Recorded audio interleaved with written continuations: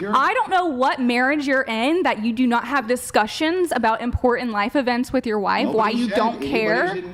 But no, that was your whole argument, is that you were deciding. You're using an extremist argument. So what I'm saying is this: there can be situations in which you, as the authority, the ultimate authority, autonomy, the head of your household, the representation of the Christ head, as whom the wife is to obey and submit as she would unto the Lord, okay, can say, I do not want any questioning of any kind, nor to even have a conversation about this. I simply want my will in this for the family executed. But what if you're not doing the Lord's will? Hang on. Your job as a wife is to submit and obey that authority.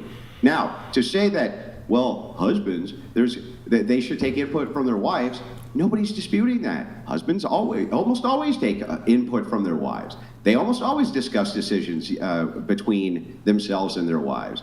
But there could be instances where they choose not to and have valid reasons, and it's not for you to concern yourself with those reasons. It's for you as a woman representing the Christian aspect, the female aspect, the body, to submit to his authority. That was my whole point, that there might be valid reasons. Like if my husband said, there's a fire, we need to get out. I'm not going to question him. I'm going to get up and get out, even if I don't see the fire.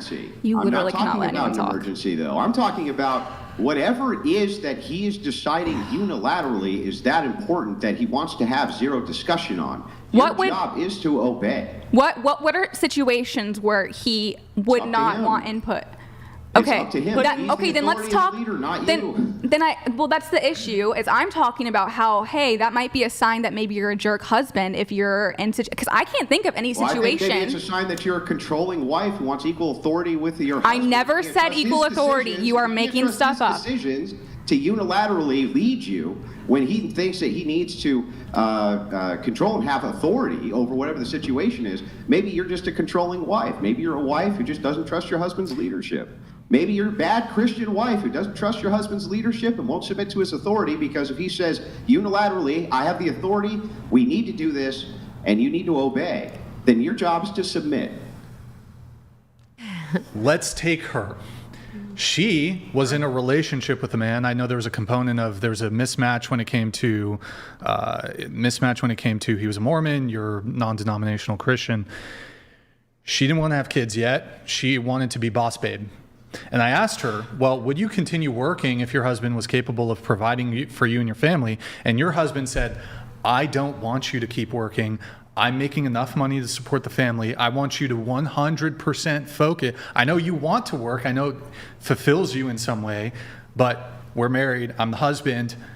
I don't want you to work. I want 100% of your attention on our children and the household and me. Is that a satisfactory example? No, because I think you can still have a conversation about that. You don't have to listen to what she has to the input. But I think it's still good. Conversation at all. Yeah, if you're not going to listen, then the conversation is. Well, I think you should. I think that's the issue. I think you should be open to what you're. Obviously, there are situations where yes, it's important to make that decision. Okay, but so let me ask you. You're usurping authority from the husband. Listen, I want to show you the contradiction in your worldview so that you can understand it. When you say, you, the husband who is the leader and the authority in my Christian marriage who I have submitted to, need to do X, you are usurping his very role as the leader you're demanding him to be. So when you say, you need to accept X input or X thing from me, when he says, no, I do not, and in this case, this is for the betterment of the household and family, it is not for you to question. If you usurp that, hang on, you are in what is called the role of Satan, right? You're usurping the authority from what you call the Christ head. Not kidding, this is the Christian worldview. The idea that the man is the representation of the Christ head in the marriage. If you're going against the authority of the Christ head, what is that other than satanic? You tell me. I'm not saying I wouldn't listen to him. I'm saying that it's healthy to have conversations about things. But okay, let me ask you this. Hold on. I know you guys are raising your hands. I'll get you guys in just a sec. Guys. So when you say have a conversation, I don't think Andrew is disputing that the husband can counsel. Hold on. The husband can counsel with his wife, get input from her. But how many subsequent conversations and disagreements and eventually fights do we need to have before the husband gets his will? Well, it doesn't have to be a fight. It can be a conversation. Okay, but so here, let me role play this. I don't want you to go to work. I want you to stay at home with our kids. Okay, we can have a conversation about Okay, how. but how much do you need to? Are you going to just nag me until I bend to your will? No. Okay, but how many conversations need to take place? It depends on the. Can it be how just the conversa- one? Is just one conversation okay? Yeah, as long as there's no follow-up needed. Yeah. Well, But so what? Hold on. Hold on. So what if the determination on my part is okay, cool. I heard all your inputs. You made a PowerPoint presentation. Here's why I want to work. Here's why I want to work. I'm going to be able to I'm going to be happier, and it's going to be a financial benefit to the family because I'm going to be making X amount of additional money, and we can go to the Bahamas, whatever it is. And I'm going to listen there and sit there. I'm not going to interrupt you. You can give me your PowerPoint presentation for why you should be a boss babe when I want to have kids and a family and want you to stay at home, and I can provide. I've listened to it. Wait, hold on. I've listened to it, and I'm like, thank you for sharing. Nah.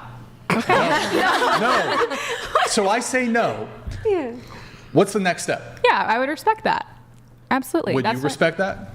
Yeah, depending on the case, I would. What do you mean, depending on the case? If the husband was fully able to provide for my family, and there wasn't going to be any detriment to me not working, and it would only be a benefit to my children, then in that case, yes, I would. What do you mean a detriment to you not working? Didn't you say there was like some greater calling, fulfillment when it came to you working? There is fulfillment, and I think I would find that later on in motherhood, where like kids are going to school. I could pick that up. This is my personal wants. It doesn't need to match everybody else in this room.